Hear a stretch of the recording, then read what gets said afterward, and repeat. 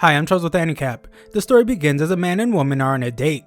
The two prepare to toss themselves into a powerful river, and they tie themselves to each other so they can be together forever. However, in a cruel twist of fate, the evil truck-coon comes out of nowhere to drive through the forest and take them both out. Moments later, our protagonist Daze wakes up and is shocked to see what heaven looks like.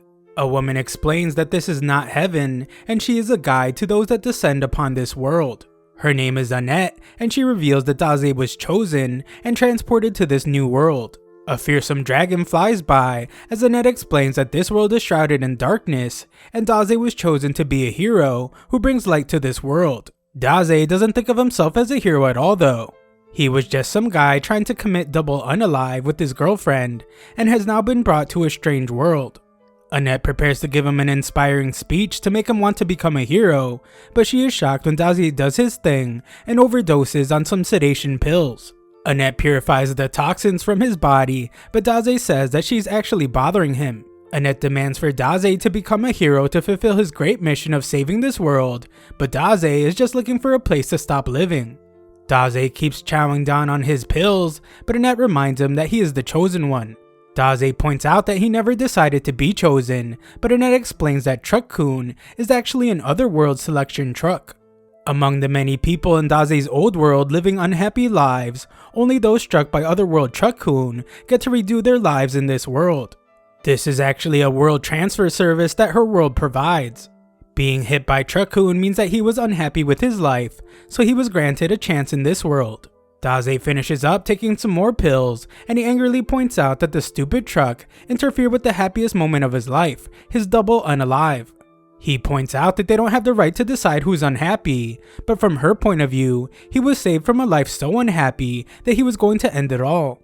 Ultimately, Annette decides that his complaining doesn't matter because Daze will surely change his mind when he sees his stats. Without exception, every human brought to her world is granted the ability to wield superhuman powers. However, she is shocked to find that Daze is insanely weak. Not only does he only have one hit point, he is also poisoned even after she detoxified him. Annette refuses to believe that someone could be this weak, so she desperately searches to see if Daze has some kind of special skill or exceptional ability. She is horrified to find that he has absolutely nothing, and she has never seen such a weak otherworlder.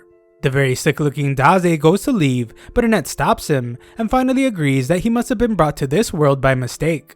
She determines that he won't be able to survive in this world, and she is shocked when Daze finally shows some confidence, and he declares that what she just said sounds a lot more like what his life is really about. Daze explains that he is branded a failure no matter what world he lives in. Annette apologizes once again for the mistake and asks him to stay with her for a while. This world is incredibly dangerous and filled with monsters, so his life will surely end the second he steps outside.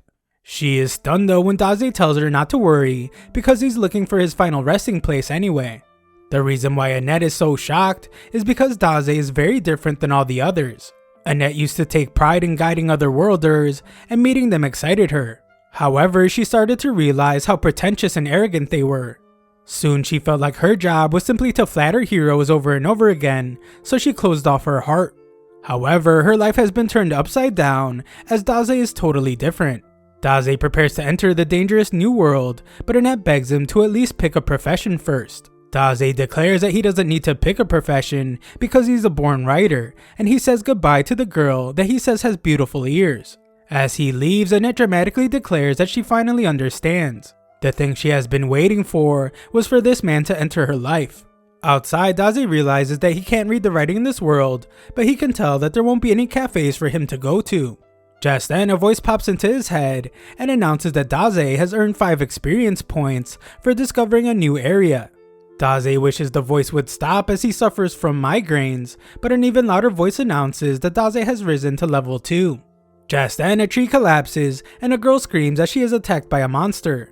She begs Daze to help her because he's an adventurer, but Daze just stares at her and thinks about how a lot of people have weirdly shaped ears in this world.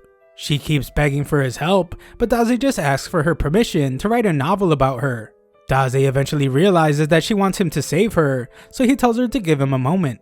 Daze makes a half-hearted attempt to reach out to her, but ultimately declares that he can't reach her. She asks him to use a sword or a spell or something, but the monster just ends up taking a hold of Daze as well. Daze simply says that he can't breathe, and the girl explains that the tree is stealing their life force. They only have a few more minutes before their lives end, but she is shocked when Daze says that that's good news. Daze finds delight in his final moments and says goodbye to the world. The girl begs him not to give up, but Daze is completely unresponsive. She is stunned that her life will end in such a strange way, but she is even more surprised when the tree is covered in darkness and it explodes. Daze is shockingly still alive, much to his disappointment, and the voice announces that Daze inflicted 300 damage with his poison. The girl is absolutely stunned as this great adventurer before her eliminated the monster by making it absorb his poison instead of his life force. Daze rises to level 3, and the girl wonders if he poisons himself. She then wonders why he pretends to be weak when he is pretty strong, but he explains that this just always happens to him. He wants to stop existing, but somehow he ends up surviving. He has tried to stop living 5 times, but it has never gone right once. The girl has no clue why he's so depressed, but she is grateful that he saved her life, so she thanks him. She offers to take him to her place to rest, and he introduces himself. When Daze touches her hand though, he is reminded of his girlfriend Sachan, and he wonders if she came to this world too. The girl then angrily tells him that her name isn't Sachan. She tries to tell him her real name, but Daze's already in the clouds thinking about Sachan. The girl gets frustrated as he ignores her, but he has a good reason. Daze has just found a reason to live in this new world. He goes over his last memory with his girlfriend and declares that he will find Sachan wherever she is in this world. His declaration isn't exactly what it seems, as he wants to find her so they can commit double unalive again. Back with Annette, she prays to the god of her world so that Daze can be protected.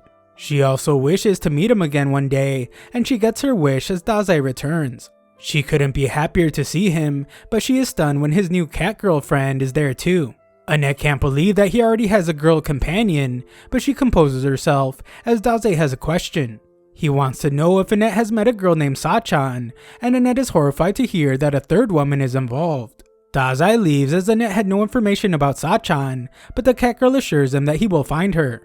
She wants to stop by the castle town of Roth before going to her house, but she is shocked when Annette appears to stop her from holding hands with Daze.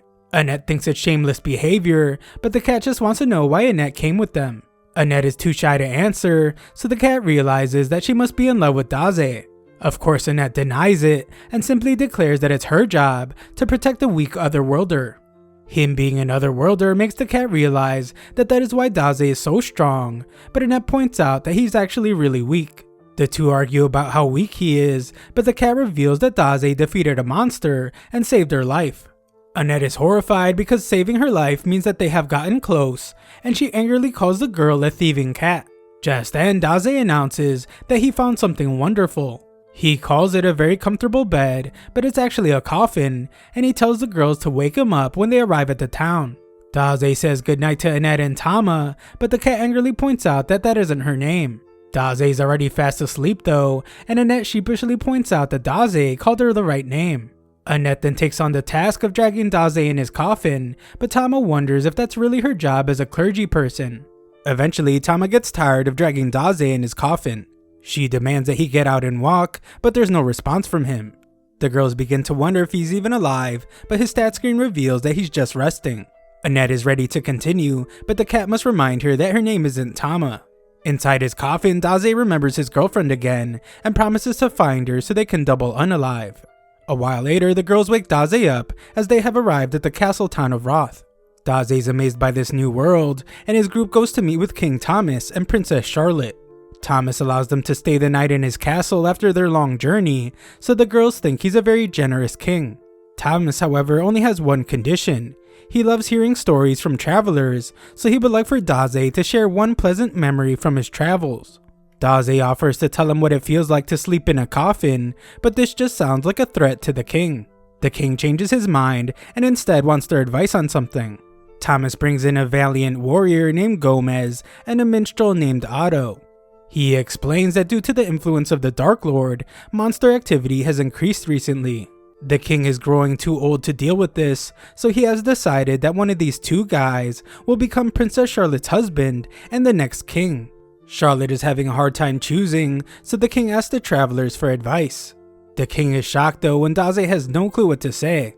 This is a life-changing decision for Charlotte, so Daze doesn't think they should be asking for advice from travelers that just arrived. Daze boldly declares that Thomas is a horrible tyrant and he is unfit to be a king. The king is stunned as Daze leaves, and Daze thinks about how he actually had no right to say that stuff since he himself is unfit to live in this world. The girls apologize to the king profusely, and they explain that Daze is an otherworlder. The king understands, and Charlotte stares at Daze. That night, Annette notices that Daze isn't sleeping, but he explains that he never sleeps well. Annette finally musters up the courage to ask about his girlfriend Sachan, but she becomes furious when she finds Tama sleeping in his bed. Tama explains that she was just cold, and they start arguing, so Daze just leaves. Outside, Daze finds the princess, and they admire the beautiful lake. Daze admires it for a different reason though, as he wants to throw himself into it. Charlotte can't believe that his life is so troubled that he wants to end it, but Daze can tell that her life seems to be more troubled than his. Charlotte can't deny it because she's having a really difficult time choosing a husband. Gomez just arrived at the castle recently, but he has already become the most dependable soldier they have. Her father has a lot of faith in his strength, so Charlotte thinks she should choose him because of that. Otto, on the other hand, is her childhood friend. Whenever she felt down, Otto wrote songs and sang them to her. Charlotte wonders what she should do, so Daze points out that she is truly a kind person unlike him. Daze's life has been a continuous series of troubles, and he has attempted to unalive himself numerous times. Charlotte obviously cares about her father a lot, but Daze has done nothing but inconvenience his family greatly. Even through all that though, Daze has never once asked anyone else to choose how he should live his life for him. Charlotte is shocked by his statement, and he goes on to say that she should decide for herself what she will do. As he leaves, Daze tells her to ask herself what it is that she truly wants. The next day, King Thomas reveals that the princess has chosen who she wants to be her husband, and he wants the travelers to act as witnesses. Annette thinks that she will choose Gomez for the betterment of the kingdom, but Tama thinks that Charlotte and Otto are a better match. The king instructs his daughter to stand before the man she chooses, so Charlotte steps forward. Charlotte has given a lot of thought to her decision, and she shocks everyone when she decides to go completely off path, and she announces that she will commit double unalive with Daze. Everyone's jaws drop, and Annette even passes out from shock. Charlotte explains that she did a lot of thinking after she spoke with Daze. She realized that while Otto did sing for her every time she was sad, he also would come when she didn't feel sad. He was even making a ruckus last night. Charlotte has concluded that Otto simply wants to perform his newest songs to someone.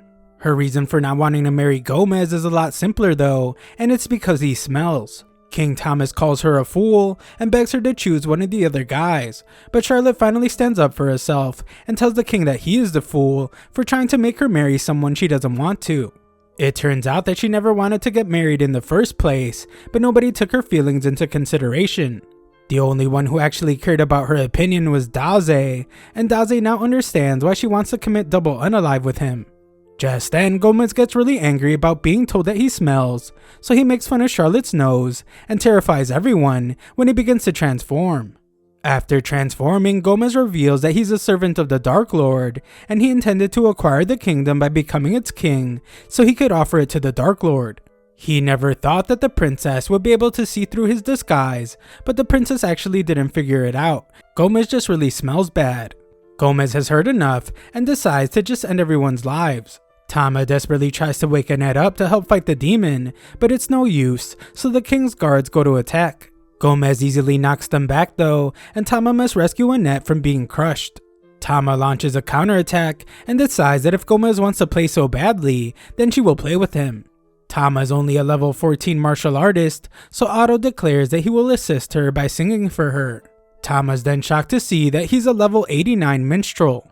Otto's music gives her a buff, but Tama's disappointed to see that it doesn't do anything. Tama looks to Daze for help, but he's entranced by Otto's newest song.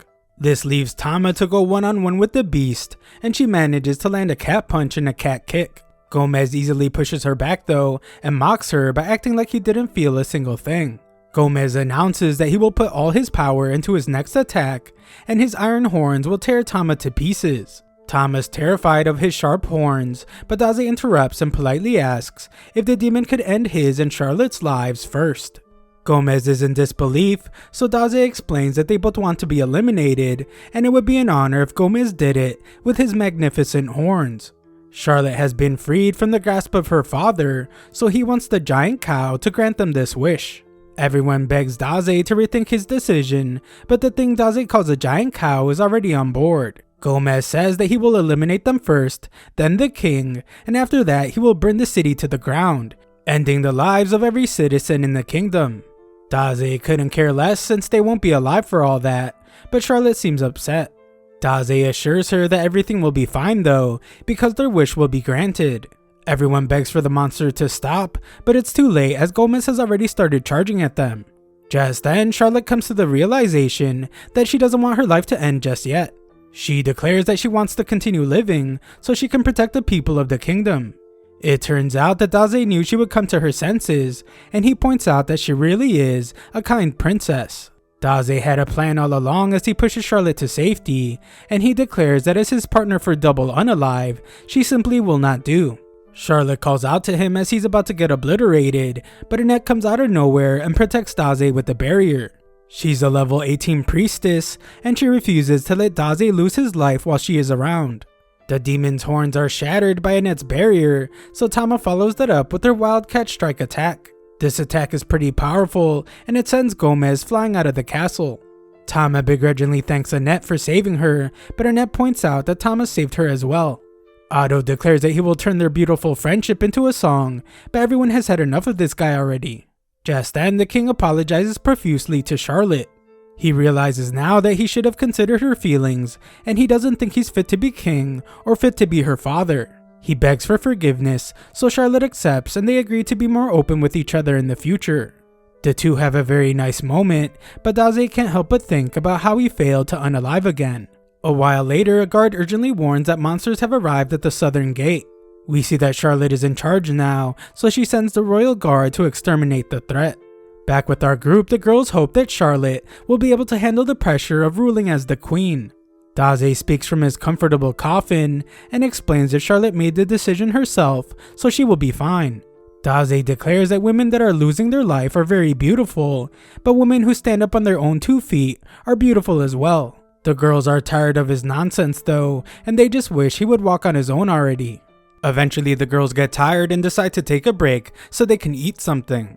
Our lazy protagonist emerges from his coffin, eager to eat something, but they only have bread. Daze would much rather eat some boiled tofu, so Annette decides that they should look for some in a nearby town. The group is only a few days away from reaching Tama's hometown, but Annette would like them to make a stop at a temple. Normally, an Otherworlder arrives at one of the 4 temples in this world, and they head directly for the Dark Lord's castle. However, Daze's goal isn't to defeat the Dark Lord, because he just wants to find Sachan. This means that they have to visit the 4 temples to gather information on where Sachan is. Tama is shocked because this means that if they have a hard time finding her, then they will have to travel all around the world. Annette doesn't even want Daze to fight the Dark Lord because it's too dangerous, and Tama once again teases her for being in love with him. Annette denies it and explains that Daze just gave her hope when she had given up on her job. Tama points out that Sachan might be Daze's soulmate, so Annette admits to traveling with him to find this out. Tama agrees to go with them until they reach her hometown, but Annette's half-hearted thank you makes Tama realize that Annette would rather be alone with Daze. Annette ditched her job, so Tama wonders if she will even be allowed into the temple. Annette isn't worried though because the head priestess of this next temple is a dear friend of hers. Besides that, Annette didn't just leave her post without notice. She sent her letter of resignation using her familiar. This familiar makes its first appearance, but it does so by snacking on Daze's head. Annette scolds the little monster, but she gets even more upset when she finds out that it didn't deliver her letter of resignation. Daze points out that the little beast is pretty loyal for returning to its master, and he names it Melos. Melos seems to have taken a liking to him, but Daze just wants to get more rest. Just then, Daze must tell Melos to quiet down as he begins to panic, and a terrifying dragon appears. Dragons are this world's most powerful monster, and it terrifies the girls with a scream. Just then, a girl calls it Ryuka and tells it to stop. Annette and Tama are confused as the girl approaches the dragon, so they tell her to be careful. They are shocked though when this girl speaks a different language to the dragon and tames it. The girl assumes that Annette and Tama's group has already suffered casualties because of the coffin, and she recommends that they leave this area that is incredibly dangerous. Daze emerges from his coffin as he assumes that it's time to eat, and the girls ask the stranger to forgive his rude behavior because he's an otherworlder. Hearing this infuriates the girl though, and she vows to eliminate all otherworlders. She unleashes a power that terrifies the girls, and her attack must be blocked by Annette's barrier. Annette does her best to hold back the attack, but her shield is eventually broken. Our group is badly injured as the girls' attack did massive damage to the area, and Annette concedes that the girls' magic is insanely powerful. The girls vow to protect Daze at all costs, but the stranger brings them to their knees with her power. The stranger's symbol terrifies Annette even more because it's the symbol of the wrathful Dark Lord. Just then, the girls are shocked when Daze stands, as he has had enough of all the dangerous behavior. He points out that the girls have nothing to do with this. Daze reminds the girl that she's after otherworlders, and he is her only opponent. He tells her to do as she pleases, and reveals that he's prepared for his life to end at any time. His friends beg him to stop, but it's too late as the stranger grants his wish, and she sends her arm right through his chest. The girls are terrified as Daze collapses to the ground, and the stranger reveals that her name is Waldelia. Annette and Tama faint, but Waldelia is shocked when Daze reveals that he's still alive. He can tell that Waldelia has a lot of hatred inside of her, and Daze says that he can relate. Daze has lost his mind to intense hatred before as well. Waldelia is terrified to see him still alive as he approaches her, and Daze says that her eyes look very sad. Daze would like to know why, but Waldelia's terror causes her to flee with her dragon. She is still uneasy about what just happened, and she wonders just who Daze is. A while later, we see that Melos has brought our trio to the temple they were going to.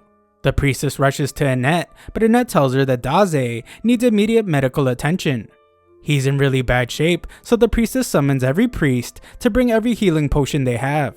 A while later, we see that Daze is fine as he shops for some poison.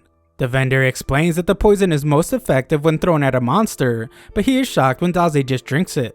Tama is furious because he just made a miraculous recovery, but the priestesses are glad to see that he's doing well. The priestess named Nisha explains that she hasn't met anyone named Sachan, but she is more concerned about why Annette is traveling with an otherworlder. She's glad that Annette quit her job because she's too pure for it, but she's upset to see that she's traveling with an otherworlder. Yisha hates otherworlders because they use their gifts they were given by the gods for selfish reasons. Just then, some strange rapping otherworlder named Kataro tells the girls to stop arguing and have some fun with him. They ignore him, but Kataro demonstrates his overpowered skill of mass production. It allows him to produce an unlimited amount of the world's currency, so he offers to buy the girls whatever they want. Yisha gets rid of the guy, but he promises to make them pay, and Yisha points out that all otherworlders are like that guy. Annette explains that Daze is different, but Yisha can tell just by looking at him that he's just as destructive as the others. Annette still argues for him and points out that he changed her entire life. Just then, Daze asks for money to buy some drugs. Annette casually gives it to him, but still tries to tell Yisha that he isn't destructive at all. Yisha is then shocked to learn that Daze doesn't have a gift. Despite that, Daze still fought against the wrathful Dark Lord for his friends. Yisha is stunned to hear this though, because the wrathful Dark Lord was actually destroyed by another otherworlder 7 days ago. Tama is just as shocked to hear this news, and the two girls celebrate because it means that peace has finally come to their world. This, however, makes them question who that girl with the dragon was. It's also strange that Daze arrived 7 days ago, but Annette can only think about how that was the day Daze completely changed her life. The biggest question is, if this world no longer has a Dark Lord, then why was Daze brought here in the first place? Just then, the girls are startled as Daze tears up a bunch of papers. Daze dramatically explains that he was trying to write about the events that have happened after being brought to this world. He was struggling to write though, so he is now despairing over it. Annette eagerly waits to hear what he wrote about them meeting for the first time, but her heart is shattered when Daze reveals that he didn't write about her at all. Daze isn't sure why, but his meeting with Walderia gave him a surge of creativity, and he hopes that something else that excites him will occur. Annette thinks he might find something if they explore the town, and recent events have made her want to buy Daze some stuff anyway. In town, we find that what she wanted to buy Daze is some heavy-duty armor. There is no telling when they will be attacked again, and Annette never wants to see Daze suffering ever again. Tama points out that Daze looks like he's suffering right now, but Daze actually kind of likes the oppressive feeling that the armor gives him. The girls go to do more shopping, and Annette tells Daze to stay there. Yisha finds him, and Daze explains that he was just searching for new excitement. Yisha declares that Annette will be staying with her from now on because she has always been a pure girl, and it makes her trust people too easily. Yisha is sure that Annette will be unhappy traveling with him, so she begs Daze to break up his party. Daze just smirks though, and points out that it's up to Annette to decide what she wants to do. He declares that Yisha has no say in the matter, and he wonders why she thinks Annette will be unhappy anyway. Yisha explains that it's because Daze is an Otherworlder, and she doesn't trust Otherworlders. Just then, Yisha is stunned, and a crowd forms as some guy arrives. This man is said to have been created by the heavens to stand above everyone in the world. He is an Otherworlder, and his name is Lord Suzuki. Suzuki announces to everyone that the Dark Lord was defeated 7 days ago, and he tells them to rejoice as peace has come to their world. The crowd erupts with cheer, and they all praise the Otherworlders, but Suzuki reveals his real intentions. He points out that they risked their lives to bring them peace, so it's only right that the Otherworlders be allowed to rule the world. Because of this, he declares that this time will be known as the Great Hero Age. Suzuki has decided to be the ruler of this town, and his buddy Kotaro tells the townspeople to bow down to Suzuki. Just then, Kotaro points to the girls and tells Suzuki that they were the ones that messed with him. Suzuki is furious and declares that they committed acts of violence to an Otherworlder. Annette tries to explain that he is mistaken, but Suzuki refuses to listen to someone who would bring harm to a hero. Nearby, we see that the town is on fire, and Daze states that he finally felt like he could write his masterpiece. Moments earlier, Suzuki pats Annette on the head and tells her to be a good girl. He uses some kind of skill on her, and she collapses to the ground. Kotaro celebrates and explains that the more pure Suzuki's victims are, the sooner they fall to his skill. Tama demands to know what he did, so Kotaro explains that Suzuki's skill turns anyone he pets into his slave. Tama demands that they release Annette, but Suzuki just uses his skill on her too. Suzuki brags about how powerful he is, but Yisha arrives to remind him that she didn't teach him to use his gift that way.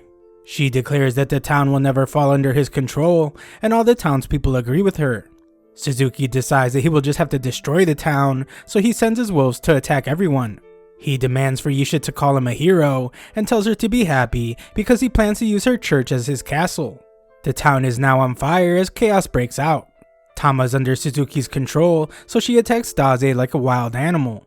Daze realizes that Annette was right about wearing armor all along, since you never know who might attack. Tama manages to destroy his armor, but the helmet ends up knocking her out by accident. To keep her safe, Daze decides to put her in a barrel with the sign saying that a wild cat is inside. Yisha collapses near him, and she points out what Otherworlders are really like. Suzuki used his gift for selfish reasons, and now his greed has become completely unstoppable, and he has lost control. Suzuki wasn't like that at all when he first came to this world, because he was quiet and weak. Daze surprisingly takes notes, because Suzuki has piqued his interest, and he tells Yisha to watch over Tama while he confronts Suzuki. Yisha reminds Daze that he won't be able to do anything, because he doesn't have a gift, but Daze has a feeling that he will finally be able to write his masterpiece. Daze allows her to come with him, but she is surprised to see how calm he is. Yisha explains that Suzuki is really strong, and Daze doesn't stand a chance against the gifted Otherworlder. She is sure that Daze will be torn to pieces as soon as he opens the door to the church. Just then, Daze takes out his poison, and Yisha is relieved to see that he must have a plan. She assumes that he's going to poison Suzuki's guard dogs, but she is shocked when he drinks it instead. He's all out of poison, so Yisha takes charge and tells him to follow her so they can sneak in. Daze just ignores her though and opens the door. He gets right to the point and tells Suzuki that he would like to base a novel on him. Suzuki assumes that Daze wants to write the heroic tale of Suzuki, the hero conquering another world, but Daze has a different idea. The novel will be about a man that gains more power than he deserves and falls into his own greed. Suzuki is insulted, so he sends his wolves after Daze, but our protagonist just stands there writing. Yisha handles most of the wolves, but one grabs her and Suzuki prepares to end their lives. Yisha warns that the attack is aimed right at Daze, but he just keeps writing. The attack is unleashed, but everyone is shocked when it is blocked by Daze's helmet from his armor. It turns out to be Melos in the helmet, so Daze thanks him. Kotaro is terrified because they're out of fireball potions, but Suzuki reminds him that he still has his number one pet. Suzuki warns that his pet takes the life of anyone it bites, and he laughs like a lunatic when Daze gets bitten. The beast collapses though, and Daze says that dogs should be chained up at all times. A voice comes from Daze's system, and it announces that he inflicted 600 damage to the beast with his poison. Kotaro is stunned as the wolf completely turns to ash, and Isha assumes that Daze infused himself with poison. Suzuki calls Kotaro a coward as he runs away, but Suzuki isn't ready to give up. Instead, he calls on his trump card, and Isha is horrified to see that it's Annette. He instructs Annette to eliminate them, so Isha defends herself and declares that they should retreat. Daze disagrees and explains that Annette isn't as weak as Isha seems to think. Daze approaches her, but Suzuki explains that his skill can't be removed by anyone, and Annette will be his slave for the rest of her life. Daze doesn't listen to the nerd, as he explains that Annette will be the one to decide what she does with her life, and Suzuki has no say in the matter. Daze places himself right in front of her blade, and reminds her that she is not some bird in a cage. Annette seems to be fighting Suzuki's spell, so he screams for her to hurry and eliminate Daze. Annette prepares to do so, but we then see what's going on inside of her mind. She's trapped inside of a cage, but Daze appears to shine some light on her. Annette finds a moment of clarity, so she stabs herself and breaks the spell. Daze catches her, and the two greet each other. Daze has Isha treat Annette's wounds, and she thinks about how he said that Annette isn't weak. Suzuki is utterly shocked by someone breaking his spell, and he can't handle it. He attempts to unalive himself, but Daze surprisingly stops him. Daze reminds Suzuki that he's writing a novel about him, so he can't end the story early. Daze instructs Suzuki to tell him his story, so we get a look at Suzuki's past. Suzuki explains that he was always timid, and stronger guys always made him their pet. He thought about unaliving himself several times, but he could never go through with it. One night, Suzuki bumped into some drunk guy, but he didn't have the courage to stick up for himself when the drunk guy insulted him. Suzuki was distracted, so he fell victim to the merciless truck-kun. He was brought to the new world, and he was greeted by Isha. She explained that he was now a hero, and he had to use the gift he was granted to defeat the Dark Lord. Suzuki's adventure began, and he learned to use his gift by controlling wolves. He used the wolves to defeat a monster, and he realized how powerful he was. In town, Suzuki would receive strange looks because he was different from everyone. He was bumped and insulted just like before, but this time he used his gift to get revenge. Suzuki explains that he was someone that suffered countless failures in his old world. However, he was suddenly granted power and made a hero. To Suzuki, it's unrealistic to think that someone that has gone through all this would try to save some new world. Suzuki decided to become evil, but he has failed, and he realizes that he will always be a weak nobody. Suzuki is shocked to hear how pleased Daze is, and Daze declares that his novel based on Suzuki is finally complete. It's the story of a miserable man who, despite hoping to live as a hero in this world, could become neither a hero nor a villain due to his own weakness. Daze has decided to call it No Longer Allowed in Another World. Just then, Daze's book bursts with energy, and the pages surround Suzuki. Daze thanks Suzuki because he helped him finally write something he was satisfied with again. Unfortunately, Daze decides that this book cannot be called a masterpiece. He tears one of the pages, and the ground begins to shake. The girls are stunned because they notice that a magic circle for summoning otherworlders has appeared. They have no clue what's going on, but they see that the power of teleportation is flowing back into the circle. Power erupts from the church, and the girls are stunned when they realize that Suzuki must have been sent back to his own world. Annette is sure that Daze didn't have a gift before, but looking at his system shows that he has a writing skill called Storyteller. Isha is shocked as she realizes that this is probably a special skill that only activates against certain targets, and in this case it's otherworlders. This is pretty horrifying, as it means that Daze must have been brought to this world to fight otherworlders. Daze falls to the ground as he once again failed to write his masterpiece, and he starts taking pills again. Daze wonders if he will ever find anyone else that intrigues him, and Isha wonders who this guy is. Daze wonders where Suzuki went, so he has to be told that he sent Suzuki back to his world. Back in town, the wolves leave, and Tama emerges from her barrel. Later, Isha gives Daze a new coffin, and she speaks with Annette. She predicts that Daze has an important role to fulfill in the future of their world, and their journey will be dangerous. Annette assumes that Yisha's going to try to convince her not to go with him, but she is shocked when Yisha expresses confidence that Annette will do a great job supporting Daze. Before they leave, Yisha asks Daze if Suzuki became evil because he was granted power he didn't deserve. Daze doesn't know, so she wonders if Suzuki will have to continue living a miserable life in his old world. Daze explains that Suzuki's story will continue and it will be up to him whether it becomes a masterpiece or not. Yisha is glad to hear that, and our group leaves. We then see Suzuki in his old world. He has just finished up interviewing for a job, and he is told that he can start tomorrow. Suzuki heads outside, and we get a look at a piece of one of the pages from Dase's book that says to be continued. Elsewhere, Yisha goes to another cathedral to meet with the other archbishops. The one named Wolf has started drinking again because his jurisdiction is filled with dwarves. He calls Yisha lucky because her jurisdiction has demi-humans and she doesn't have to deal with dwarves all day. A third member arrives and scolds Wolf for being a speciesist. Wolf commends this guy for not only being the first non-elf to be appointed priest, but also for achieving the rank of archbishop.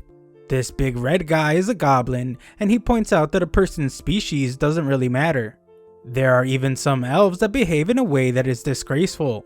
Wolf is insulted, but Cardinal Miller arrives to stop their argument. Miller's the one that summoned the priests, and he prepares to hear the reports. Just then, another priestess arrives in embarrassing fashion, and she apologizes for being late. The new girl's name is Arya, and she is Annette's replacement. She says that she has nothing to report, but she must apologize when Miller points out that some girl recently inherited the throne in her jurisdiction. The big red guy's name is Elton, and his report reveals that things are peaceful as always in his jurisdiction. Wolf oversees the land of desert and earth, and he has nothing of importance to report.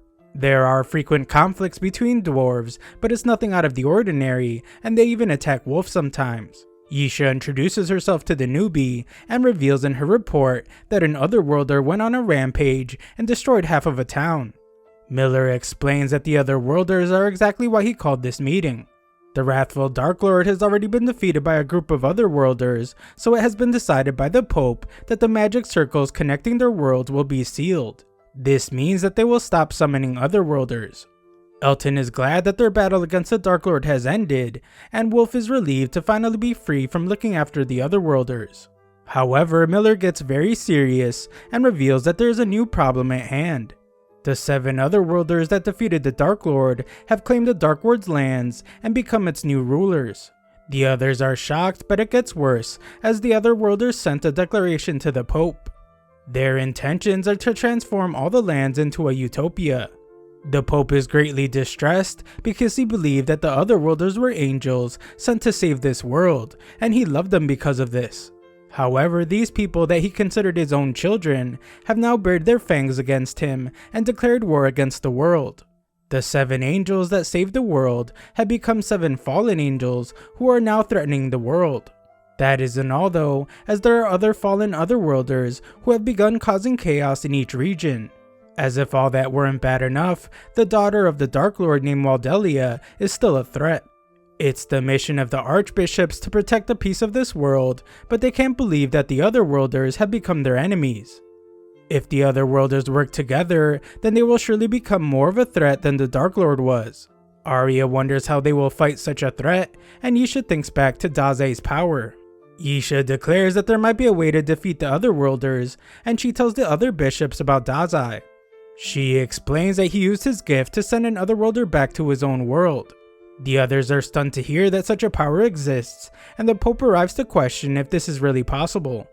Everyone bows down to him, and the Pope declares that Daze might be the ray of hope among all the darkness. The Pope is intrigued by him and instructs Yisha to tell him more about Daze. Elsewhere, a man asks a woman if she is thinking about her beloved. This girl doesn't speak though, and only hums a song. The guy explains that their allies have departed to various lands. As for the 2 of them, they will remain where they are and observe what's in store for this world. Elsewhere, our trio decides to stop at a town before reaching their destination. A voice announces that Tama has reached level 17, but she isn't happy about leveling up just from dragging a coffin around. Some random kid shows them where the inn is, and he offers to give them some information that will help them on their adventures. This kid explains to them something called a hero introduction service. It's a service that assigns otherworlders to accompany parties that lack confidence in their skills, providing them with a safe and comfortable journey. Tama thinks about the evil otherworlders she has met, but the kid reminds her that otherworlders are heroes meant to save the world. The hero introduction service is a business idea this kid came up with, so he offers to introduce the girls to an otherworlder for only $40,000. Tama declines such a silly offer, but Annette eagerly orders one valiant warrior. Tama scolds her, but Annette says that it's a small price to pay for Dazai's safety. The kid thinks that there's a deceased person in the coffin and assumes that he wants safety from beyond the grave. Of course, he is shocked when Dazai reveals that he's actually still alive. The girls explain that Dazai is a hero as well, but the kid doesn't think he looks like one at all. He introduces himself as Nier as he takes Annette's money and he goes to get them their adventurer. Tama's relieved to be getting a warrior on their team to pull Dazai's coffin, but Annette refuses to give that job to anyone else.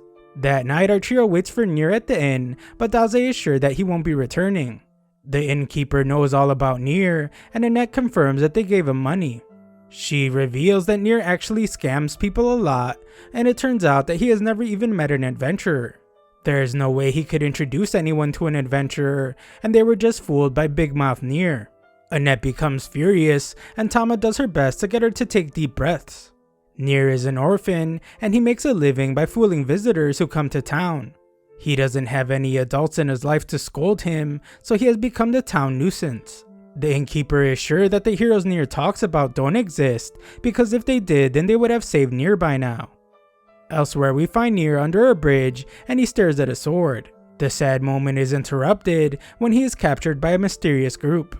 This group takes all the money that Nier saved up, and they tell him that they plan to end his life. Nier becomes furious and declares that his otherworlder friends will come to rescue him. These horrible guys mock the kid and reveal that they're actually otherworlders themselves. The guys wonder if this is Nier's first time seeing overpowered abilities, and Nier is horrified as his entire world is crashing down. The boss shows off his ultimate weapon and declares that it can even pierce the skin of a dragon. The guys have heard that Nier has been using the names of otherworlders to make money, so they call him an evil little kid that needs to be punished. They tell him to cheer up because he can brag in the afterlife about being eliminated by heroes, and they begin a 5-second countdown. Nier has lost all hope because he always thought the otherworlders were heroes. He prepares for his life to be over as the countdown ends and he is shot at, but Dazai comes out of nowhere to rescue him. Dazai says that they have no right to call themselves heroes and blames liars like them for why children misbehave. One of the thieves analyzes Dazai and he panics as he realizes that he is also an otherworlder. The thief says that Dazai is nothing to worry about though when he sees that Dazai not only has just one hit point, but he's also poisoned. The boss is determined to get revenge for scaring them, and he tells Dazai that his life will now end. Unfortunately for him, this actually intrigues Dazai. The thieves start panicking again as Dazai's vitality starts to rise rapidly, and he tells them to aim for his heart when they shoot him. The thieves are horrified to see how calm Dazai is, so they run for their lives. Nier wonders if Dazai is a hero, but Dazai says that he's no one special. He says that adults are kids who have been betrayed, but Nier is just a child, and he's not ready to become an adult. Nier's eyes still admire heroes, so for now that is how it should be. Dazai makes his exit, but the kid is shocked to see that he's just leaving him behind all tied up. The next morning, our trio prepares to head straight for the town of Grun. The girls can tell that Dazai didn't get enough sleep, so they wonder where he went the night before. Dazai doesn't say, so Annette suspects that he went to see another woman. Dazai doesn't tell her and just begins to rest. Just then, Nier shows up, and Tama demands they to give him back their money. Nier says that he didn't lie to them, and he will be the valiant warrior to join their party. As the journey continues, Dazai receives some experience points for exploring a new area. The annoying announcement voice makes Dazai want to end his own life, and Nier is shocked to hear him speak this way. Nier warns the girls about Dazai's depression, but Tama reminds the kid that he's supposed to be a valiant warrior, and she makes him drag the coffin. They eventually arrive at Tama's hometown of Grun, and there is a security checkpoint. Tama tells the others not to worry though, because she's a bit of a celebrity there, and will easily be able to get them through. Tama goes to speak to the guards, but our group is quickly surrounded. They are being arrested, but Daze just seems to get intrigued. Our group is thrown into a cell, and Annette becomes depressed when the gods don't answer her pleas for help. Tama was separated from the group, and Annette sobs uncontrollably. The guards arrested Tama and everyone she was with the moment they saw her, so Nier assumes that she must have committed a terrible crime. Daze wonders how people are executed in this world, but Annette refuses to tell him because he's clearly looking forward to it. Nier figures they should try to escape, and Annette wonders how he plans to do so.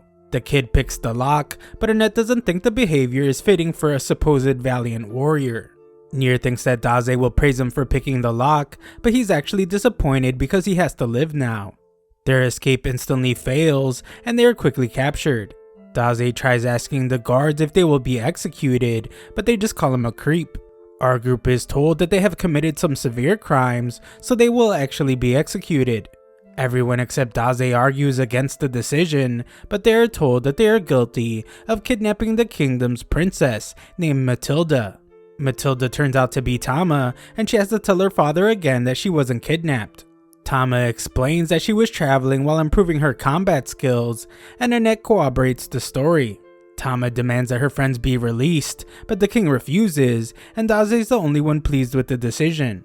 The king eventually agrees to release them, but first he wants Matilda to promise that she will never leave the kingdom like that again.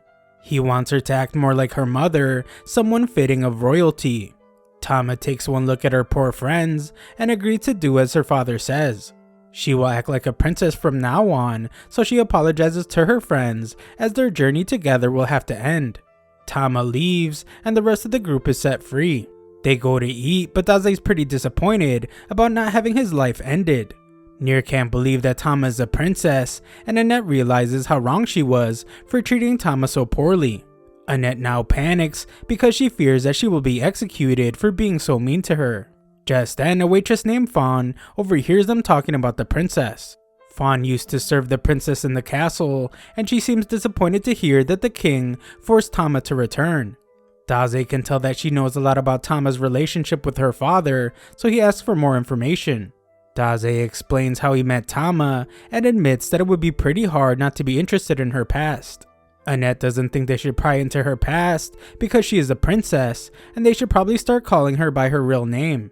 Daze says that he doesn't care about any of that because she is Tama to him, and the waitress agrees to spill the beans. At the castle, Tama laughs at how everyone acted when they heard she was a princess, and she wonders what they are doing. Just then, she notices someone strange standing on top of a house. Tama is shocked when major damage is caused to the house, and the king appears to confront the attacker. This guy has come to the land where demi-humans congregate simply because he hasn't eaten a demi-human yet. He wonders what they taste like, and he introduces himself as Kybera. Kybera reveals that he is one of the heroes who killed the Dark Lord and saved the world. Despite being a hero, he has come to be known as the fallen angel of gluttony. The king realizes that this guy is one of the 7 fallen angels, so he wonders what he's doing there. Kybera's answer is simple: he has come to consume the entire nation. Kybera shows the gift he was given by God, but the troops are determined to show him why they call Grun a nation of heroes. They go to attack this guy, but Kybera uses his ability to eat them alive with the snap of his fingers. Kybera's gift allows him to eat what the giant mouth eats, and he says that the troops tasted terrible. Kybera doesn't want to eat disgusting troops and prefers consuming women. The king shocks his troops as he plans to fight Kybera alone, and he tells Kybera that he won't let him leave alive. The king is a level 52 warrior, and he demonstrates his power by blocking Kybera's attacks with the ground. Kybera tries to mock him, but the king manages to land a powerful lightning attack. Kybera was just pretending to be hurt though, and he pushes the king back. He admits that the attack would have destroyed a normal person, but he explains that his body is much tougher than anyone else's. The reason for this is because he just ate a bunch of golems the other day. The king gets very serious as electricity begins to flow from his fist, and the king's right-hand man wonders if he is planning to use his ultimate technique. This is shocking because it means that instead of capturing Kybera, the king is going to destroy him. The king says that Kybera doesn't deserve any mercy after eliminating his troops, so he declares that he will destroy Kybera with a single attack. The two charge at each other, but the king is shocked when Tama stops them. Kybera is excited to see the demigirl, but Tama is terrified when she realizes that he was the guy on the roof. Tama prepares for battle by ripping her dress to shreds, but the king tells her to stay back. He says that she can never replace someone named Leon, and this clearly upsets her. Back with Daze, the waitress reveals that Tama used to have a twin brother. His name was Leon, and he was set to inherit the throne. With Tama and Leon leading the way, everyone believed that peace would be everlasting in the kingdom. However, 10 years ago, Leon and the queen lost their lives during a storm. The king grieved for a really long time, so Tama decided that she would take Leon's place and put her father's mind at ease. This is a pretty sad backstory, but Daze seems pleased for some reason. Unfortunately for Tama, her decision just created a deep rift between herself and the king. Back at the fight, the king tells Tama that her martial arts are utterly useless. She tries to prove that she can fight, so Kybera decides not to hold back, and he prepares to eat her alive.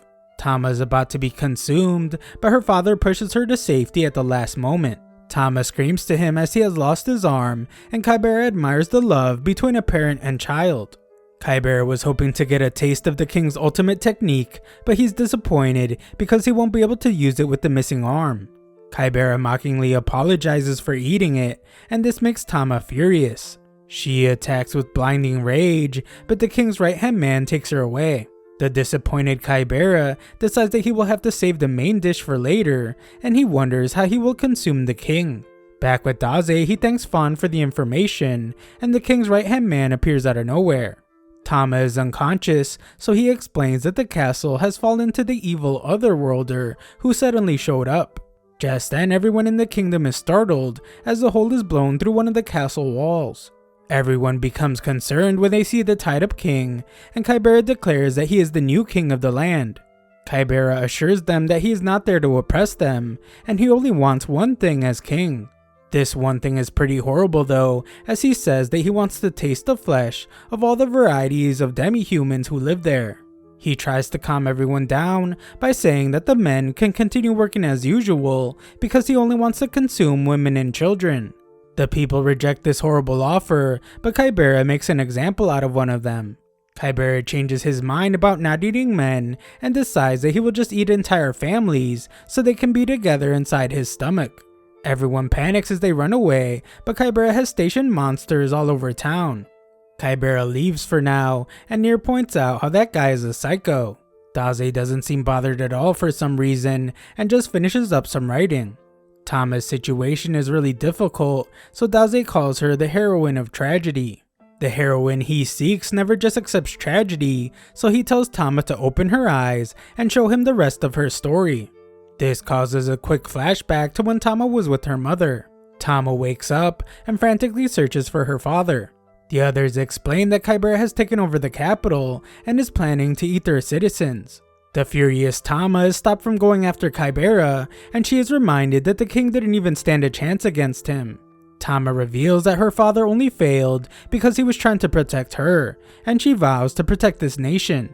Just then, Annette recalls a tragedy that took Tama's mother and brother. Everyone in the kingdom shed tears for them, so it's pretty clear that they care a lot about Tama's royal family. People will lose all hope if Tama falls to Kybera, so Annette tells her to let her friends handle it. Tama is hesitant, but Annette reminds her that they have a secret weapon for defeating Otherworlders. Daze tells Nier, Annette, and Melos that it's time to go, and Tama is told that she has really good friends. At the castle, our group is confronted by monsters who were instructed to eliminate everyone who approached them. Annette tells Daze to stay back, but he surprisingly steps forward and tells the monsters that they just came to be eaten. Daze says that he was inspired by Kybera's speech. Daze's always thinking about death, but he has never considered being eaten to death. Daze tells the monsters to go inform the king, but they are confused because it's a strange request from a crazy person. He tells them to hurry up, but this only gets them thrown into prison again. Daze tells Annette to calm down, but she blames him for everything. He shows no concern at all though, and reveals that he hid a lockpick in the kid's hat. Back in town, Briard finds that Tama is gone. At the castle, Kybera prepares for his first meal, but the monsters arrive to tell him about the strange human that has arrived. Just then, Tama comes out of nowhere to destroy one of these monsters. Kybera knew that she would come eventually, but the king calls her a fool. Tama is clearly enraged, but Kybera is just glad that he will be able to eat a demigirl. A look into the past shows Tama watching her brother training with her father. The king was hard on him because he was next in line to become king, but Leon did not back down. The king hated how Tama would always watch them, and she begged her father to let her train too. The king told her to know her place as princess, and he instructed her to put on a dress before sending her to her room. Tama told her mother that she hated the king because he won't let her study martial arts. She wished that she was never born a princess, but her mother told her to listen closely to what she was about to say. We return to the present, where Kybera says he knew Tama would come if he used her father as bait. Tama vows to destroy Kybera with her own hands, but Kybera distracts her and lands a powerful electric attack. She takes some serious damage, so her father calls out to her. Tama realizes that Kybera just used one of the king's attacks, and Kybera explains that it's because of his overpowered skill called gluttony. Not only does he gain increased abilities depending on the flesh he eats, but he even gains the ability to use skills possessed by the flesh. Kybera taunts Tama by saying that she will be torn apart by her father's own skills before she is eaten. Elsewhere, Annette is impressed because being captured was part of Daze's plan to get into the castle. Nier is glad that Daze didn't really want to be eaten to death, but he doesn't know how crazy Daze is. Annette thinks they should hurry to find the other worlder, but Daze has something else planned. Daze takes them to the queen's room, but Nier doesn't think they should be snooping around. Daze says he needs his exceptional skills though, so the kid changes his tune and breaks into the queen's dresser. There we see what Daze was after all along. Back with Tama, Kybera takes control of the fight by thrashing her about. He agrees with her father as he points out that her martial arts are useless. A look back shows her wondering why Leon was always training.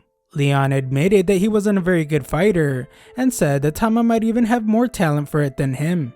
However, him being bad just made him want to train harder so he could be more like their father. His goal was to be able to protect their family and the entire nation. This motivates Tama to continue fighting, but the king points out how much stronger Kybera is compared to her. Tama has realized this as well, but she explains that Leon wouldn't have given up, so she won't either. Kybera laughs like a maniac because he says that he feels most alive when he eats spirited flesh like hers. Kybera realizes now that his past life was meaningless, but it has all led up to this day. In his old world, Kybera was really unhappy, and he thought he might as well have been dead. He was born in a giant mansion, and his parents bought him everything. His plate was always filled with food, but his heart was becoming more and more empty. This made him want to try and eat someone, but he was stopped and he remained unsatisfied.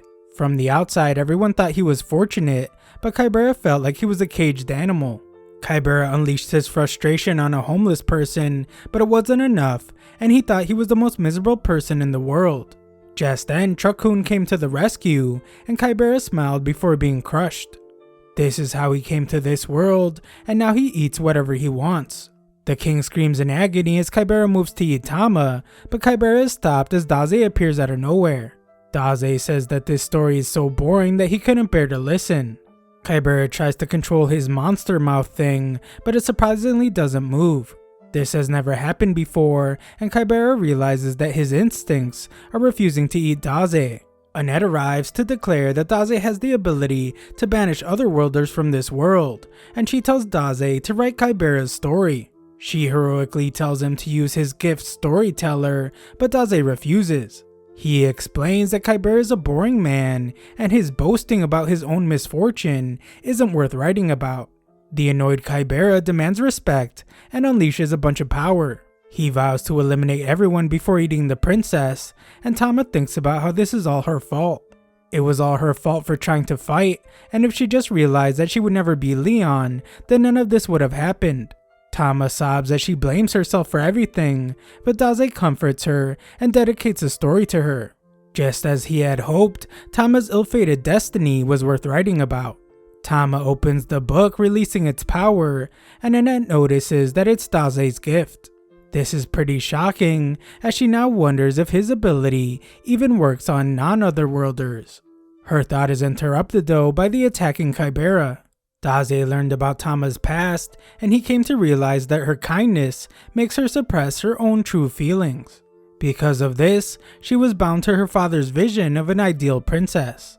After her family's tragedy, Tama wanted to make her father feel better. To do this, she desperately tried to replace her brother, who had been the ideal prince. The king, however, misunderstood her intentions. It only hurt their relationship, and Tama eventually lost sight of her true self. However, Daze reminds her that her mother told Tama who she was meant to be. Tama goes back to this memory where her mother told her to live her life as she sees fit. Tama was sure that the king would never allow it, but her mother told her not to worry because she could convince him. She said that the king really just wanted Tama to be happy, and Tama is shocked to remember all this. Tama is torn between being a princess like her father wants and living as an ideal prince in her brother's place. Daze says that neither of those are the answer, and she is simply Tama. Tama is shocked by his words, and she's finally able to break free from the chains holding her down. Kybera just now notices what's going on, but it's too late as Daze tells Tama that it's up to her to write the rest of the story. Tama begins to glow, and the king is shocked to see something called the crest of the divine beast. A look back shows that Leon was impressed to see this mark on Tama. It was pretty faint at the time, but it was clear that she would develop the crest in the future. Leon wanted to tell their father, but Tama knew that he wouldn't be happy about it. It turns out that the king overheard them, but the crest hasn't appeared since that day. The king acknowledges that he was responsible for it being locked away because he wanted to shield Tama from danger. The king realizes now that he is a fool and asks Tama to forgive him. Kybera declares that he just now finished digesting the king's flesh and he can use his full power. He mocks Tama though because she looks like an anime character that has just now awakened her powers. He declares that it won't happen though because he will devour all of them. Daze tells him that he is wrong because even when people are pushed into the depths of despair, they will still be able to find a single thread of hope. Tama unleashes some of her power and the king asks his wife and son to protect her. Tama charges at Kybera, but he prepares to use the king's full power. Tama proves to be far too fast for Kybera to keep up with, and she uses her ultimate technique. It's called the King's Fang, and she uses it to absolutely destroy Kybera. She collapses into the king's arms, so Annette rushes to heal her. The king gets upset when he realizes that Daze read the queen's diary, and Daze wonders if he will be sentenced to death because of it. The king refuses though, because he is grateful that Daze helped his daughter. Daze doesn't take much credit, and says that he just wrote a book. The guys are impressed that Tama was able to use the King's Fang, but Briere could tell that her technique still isn't complete. Just then, Kybera returns in a monstrous form, which shocks the king because he was sure that Tama eliminated him. Kybera wonders why he was revived, but a memory makes him realize what is going on. He explains that he was one of the 7 heroes that defeated the Dark Lord. Kybera decides to come clean and reveals that he secretly ate the flesh of the Dark Lord when no one was watching. Everyone is horrified to hear this, and Kybera says that he can feel the power endlessly welling up from inside him. Kybera is finally becoming the apex predator that he always wanted to be, and he declares that it's over for everyone. However, just then, everyone is shocked as his head gets chopped off by Waldelia. The psychotic Kybera is glad to see the Dark Lord's daughter because he wanted to tell her that her father was delicious. He tries to torment her by describing her father's final moments, but Waldelia just destroys him with a powerful blast. Everyone is stunned by her unbelievable power, but Daze just says hello to the girl he says has sad eyes. Waldelia wonders how Daze is still alive, but he just asks her if she feels better after eliminating one of her father's attackers. Waldelia is shocked by his casualness, so she tells him that she will eliminate him next time, and she leaves. Daze realizes that even after eliminating Kybera and avenging her father, sadness remained in Waldelia's eyes. Daze is very intrigued by her, so he would like to write her story someday. The next day, people begin rebuilding the town, and our group is thanked for saving the capital. It turns out that Tama has decided to stay and support the king. Our group will miss her dearly, but they respect her decision. Back at the castle, the king wonders why Tama's in her room. He says that it's for ladylike princesses and not for tomboys. The king surprisingly tells her that she should go with the travelers because he doesn't need to be protected by someone who lacks training. Tama can tell that he's just trying to do what's best for her, and the king commands her to return to the castle when her journey is over. Tama rushes out of the castle and thanks her father. She promises to become a powerful martial artist just like him and says goodbye. Briard mocks the king for not knowing how to talk to his own daughter, but the king is sure that Tama understood how he felt. The king looks at his wife's diary and thinks about his family. Back with our group, Daze says that unlike Annette, Nier has absolutely no knack for dragging a coffin. Nier tells him to walk on his own 2 legs, but that won't be necessary. Everyone becomes excited when they see their friend, and Tama rejoins the group. Our group arrives at some giant tree, but Daze's face doesn't match how excited he is. This is the famous World Tree, and it's said to be a holy tree that watches over the nation. Supposedly, it grants protection to anyone who visits it, and there's a nice little village right next to it. Tama desperately wants to do the explaining, but Annette just ignores her. Annette suggests they pray for safe travels in the village, but Tama makes her pay for ignoring her. Daze tells the girls to hurry up and drag his coffin, and everyone is shocked when they find that the calm little village has been turned into a casino. The villagers used to live a simple life alongside nature there, but now they're just a bunch of people stabbing each other for some reason. Daze runs out of sedation pills, so he wonders if there are any good trees around for him to take his own life. Daze must be told to stop eating pebbles off the ground because the others want to go speak to the mayor. The mayor reveals that a few months ago, some otherworlders came to see the World Tree and began living in the village. They built the casino, and it has attracted all kinds of crazy otherworlders from all over the place. The mayor shows them a dying leaf, and he explains that since the otherworlders arrived, the World Tree has grown weaker every day, and it has begun to wilt. The tree is clearly saddened by the arrival of the otherworlders, so the mayor asks for our hero's help.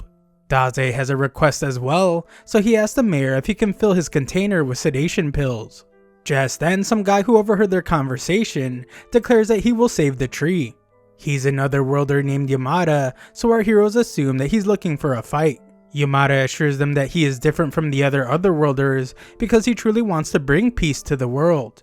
Annette wants to help Yamada save the World Tree, but she notices that Daze is long gone. Daze feels light on his feet, and he notices that his posture has improved. His mind and body are also really healthy right now, but he hates that. He sees a cave with smoke coming out of it, so he predicts that there's a lot of immorality going on in there. Daze rushes to the cave and finds that he was right. It's an unhealthy and corrupt place. Daze asks if he can join them, but some girl appears, offering to take him somewhere more fun.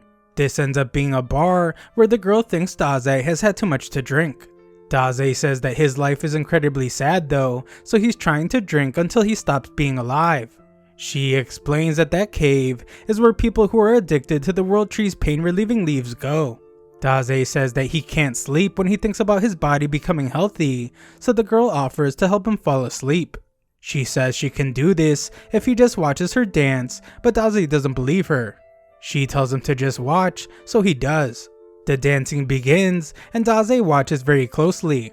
It seems to be working, and Daze calls it a pleasant night. Elsewhere, Annette makes horrible crying sounds as she wonders where Daze went. She is horrified though when the girl arrives with the passed out Daze. The mayor becomes upset because he told the girl named Echi to never come to his house. Echi wishes Daze a good night, and she leaves, but the mayor calls her another person that was ruined. Echi is known as a witch, and she has a terrible reputation. She was the only one powerful enough to fight the otherworlders when they were building the casino, but she didn't even try to stop them. Instead, she built a bar, and everyone hates her for siding with the otherworlders. Echi always stayed away from everyone, so not much is known about her. Now she makes a fortune charming fallen otherworlders with liquor and dancing. The villagers started calling her a treacherous witch, and Yamada decides that she will have to face justice, just like the otherworlders. The mayor is pleased to hear this, and begs Yamada to save their town. The next day, Daze goes somewhere, but Annette reminds him that the battle against the otherworlders will be starting soon. Daze says that he never agreed to that in the first place, and he just wants the peace that he finds in the bar. Annette tries to stop him, but Yamada explains that it's too late because Daze has been charmed by the witch. Annette refuses to just let him go, but Yamada assures her that Daze will come to his senses when they fix the town. At the bar, Daze credits Ecchi for being the reason he was able to forget his past, which allowed him to fall asleep. Ecchi warns him about being close to her because she might ruin him, but that's exactly what Daze wants. The two have a toast, and Ecchi explains the legend behind the world tree. When the spirit of the tree descends, all the weak and sick people will be saved. Ecchi suggests that Daze pray to the tree to ease his pain, but he surprises her by revealing that he knows that she's the one that wants to be saved. Daze says that her dancing was full of sadness, and she's at a loss for words. Just then, a bunch of guys arrive to order some drinks. A thug threatens some guy after he lost all his money, and he tells the dude to get his money back or he will take his kidneys. The thug explains to his boss that they aren't profiting as much from the casino because less people are gambling, so he wonders if they should move the casino. The boss says it won't be necessary because all they have to do is draw in the villagers from across the nearby bridge. It will be easy too because they just have to show them how much fun gambling is and get them addicted to the leaves from the world tree. Ecchi reminds the boss that he promised not to bother the villagers and only otherworlders were supposed to gamble. The boss says it can't be avoided now and explains that she will also make a lot more money with the added customers. Ecchi doesn't care about that, and she reminds the boss that she paid him a ton of protection money so he wouldn't touch the people across the bridge.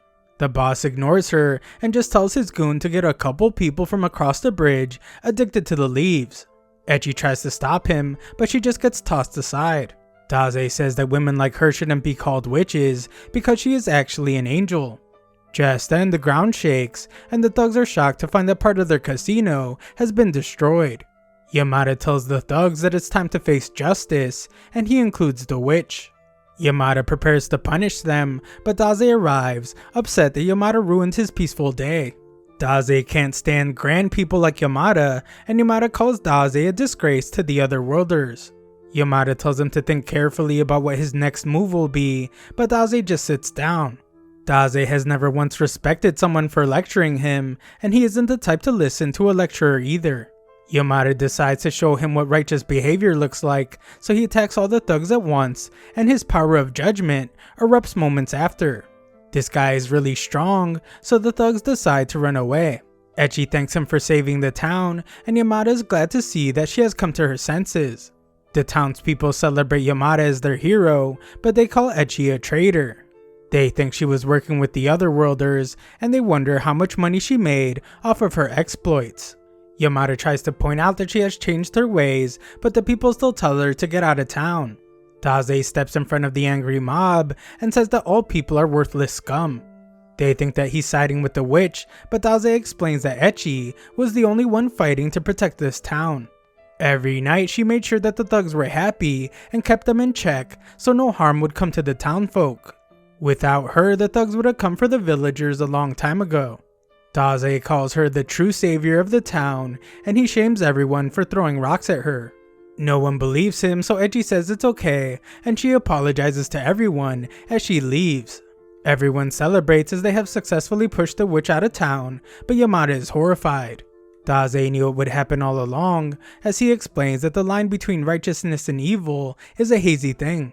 Yamada wonders if it's his fault, but Daze doesn't know. All he knows is that this town willingly let go of its own protector. Our heroes leave, but the mayor has another request for Yamada. The otherworlders made a fortune by selling the world tree's leaves, so they have decided to continue that practice and sell the leaves themselves. Yamada is horrified to hear this, but the mayor explains that the world tree will be revived and will grant them even more blessings. The mayor wants Yamada to be the town's bodyguard so he can carry out justice again if the witch and the otherworlders try to come back.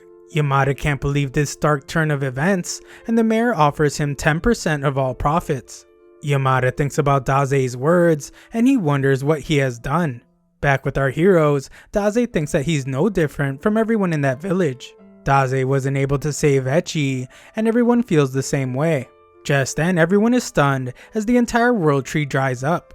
The mayor is horrified to see all his plans destroyed, and no one can understand what happened. Back with Daze, Echi reappears as a completely different life form, and she thanks Daze for understanding her. She hopes that he can find some peace in life, and she disappears. Luckily for our boy Daze, she fills his bottle with sedation pills. Daze remembers how she said that when the tree spirit descended, it would grant the wish of the sick, and Daze realizes what she really was.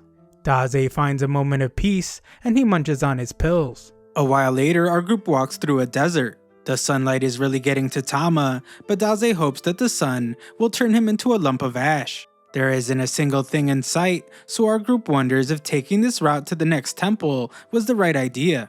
Nier explains that he isn't a newbie to deserts, which explains why he has been fine this entire time. Nier has been traveling for a while, but he is from this area. He considers himself to be an expert in the desert, so he gives a lesson to the others. First, he says that it's too hot for monsters and bandits during the day, so they should be safe. This proves to be very wrong, however, as some bandits appear. These guys are huntsmen, and our group has entered their territory. Nier wonders if these guys are otherworlders, but Tama doesn't care and prepares for a fight. Annette tells Daze to retreat into his coffin, but it's really hot in there. A battle breaks out, and the girls manage to take out one of the bandits. Toro is the bandit leader, and he notices that Daze has been defeated by the sun. Toro goes to attack him, so Nier prepares to stop him. Toro mocks Nier for clearly never drawing a sword before, but Nier declares that he is a valiant warrior. Toro wants Nier to show him what he's got, but he warns that drawing his sword means that he's also prepared to die. Toro plans to attack with his scorpion, whose poison will end Nier's life painfully in under an hour. Toro is shocked when Daze becomes lively out of nowhere, and Daze tells the guy to end his life painfully. Toro obliges by plunging the scorpion tail straight into Daze's chest, and he revs his motorcycle to put more poison into him. Unfortunately for him, this backfires, and his scorpion cycle is destroyed. This is because the poison that's already flowing through Daze's blood was stronger than the scorpion's. Nier wants to protect Daze when Toro goes to attack him, but he's still too terrified. Just then, everyone stops as they hear a wolf's howl, and the bandits run away. Nier is upset with himself for being too scared to act, so he apologizes to Daze. Nier considers himself to be a coward, but Daze points out that no one ever starts out as a hero. They become a hero after being mocked. It's time to keep going, so Annette asks the valiant Nier if he can lead the way. Nier takes them to a nearby orphanage, and all the parentless children welcome him. Everyone digs into a feast that Miss Kathy made, and she explains that someone has been donating them food. She would like to thank this person, but they never show themselves. Daze comes right out and says that the food doesn't taste like anything, and he would like something with synthetic seasoning. Miss Kathy has no idea what that is, but Annette diligently takes notes of Daze's needs. The kids are quick to point out that Nier said he wouldn't come back until he became a hero. Nier retorts that he isn't a party of heroes, and the kids are amazed. They eagerly want to meet this hero, but they are disappointed to hear that it's Daze. Daze then explains that he is no hero. He is just a writer, but the kids are somehow more excited for him to tell them a story. Daze begins telling them a really depressing story, and Miss Kathy asks him to stop. That night they hear the wolf howling again, and Miss Kathy explains that a starving wolf has been haunting the area. She warns that if they want to live, then they must stay inside. But we see that Daze's enjoying a late night stroll. Daze's pet freaks out, and we see that something just massacred some monsters nearby. Nier is woken up when he takes some damage from Tama, and he is terrified to see a shadow run past the window. Nier bravely goes outside to check, but he is terrified when he bumps into a thief. The guy says that he's not doing anything suspicious, and Nier realizes that he's the one who has been bringing food.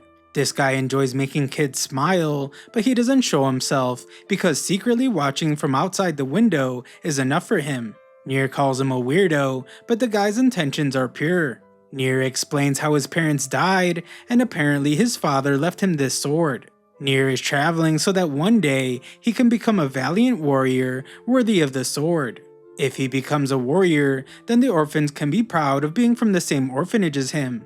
The guy tears up after hearing such a noble story, and he assures Nier that his parents are proud of him up in heaven. The guy eagerly listens to more of Nier's stories, and we see that Daze has been writing in his book.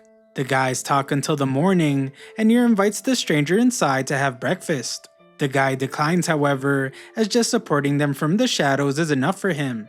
The guy doesn't think he deserves to be in the presence of the kids anyway, but Nier asks the guy if they can do something. Nier has the guy take him to the oasis he found, and they spend the morning gathering more food. Back at the orphanage, Daze gets away from the annoying kids by retreating into his coffin. Just then, everyone is shocked when baskets of food appear out of nowhere.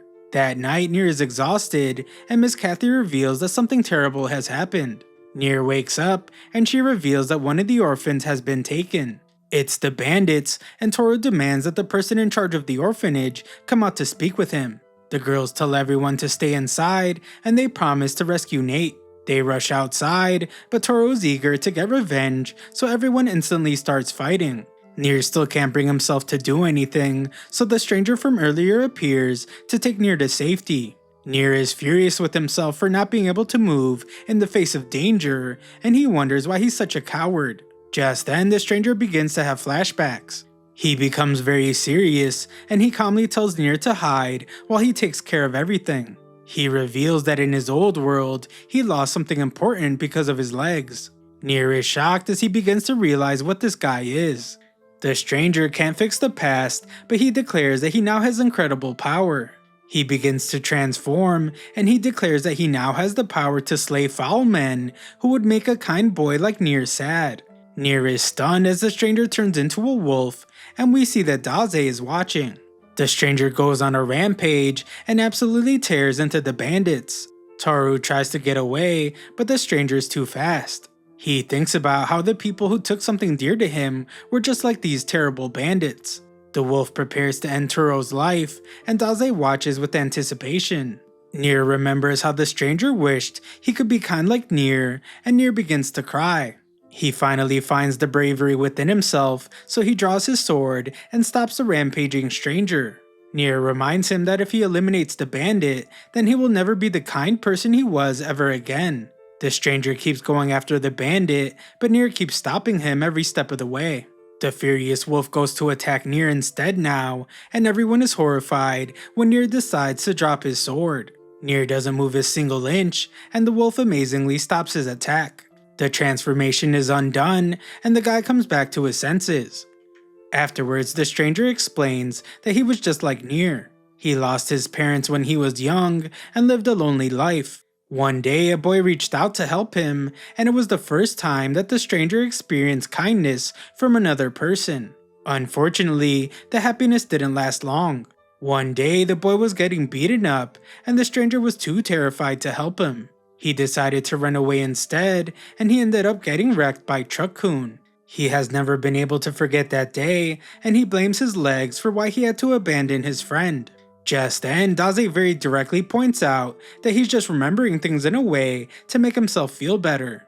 His legs aren't actually to blame for what happened, it was actually his weak heart. Nier begs Daze to stop because he knows how the stranger feels. Nier always runs and lies because he is a coward as well. Nier promises to do his best next time though, so he won't lose himself. Nier begs Daze not to blame the guy, and the stranger thanks the kid. He explains that Nier is a lot braver than he thinks because Nier risked his life to stop him when he was going on a rampage. He concedes that he's a coward full of excuses, but Nier really is a valiant warrior. Just then, everyone is shocked when Daze's power activates. Daze agrees that the guy is a coward, but he's also a lot kinder than most. Despite his cowardice, the man was threatening evildoers by day and defeating monsters in the area by night. Most otherworlders were corrupted by their newfound powers, but this guy chose to help others with his power. Daze credits Nier because he just taught him that it was his own arrogance depicting the stranger as a failure. Daze tears a page from his book, and the kids finally get to thank the stranger for everything he has done for them. The guy says that he's glad to have met everyone, and he is teleported away. Daze can't be sure where he went, so Nier just thanks the stranger and says goodbye. The stranger reappears in his old world, and his friend helps him up. Thanks for watching my recap, subscribe to the channel for more videos.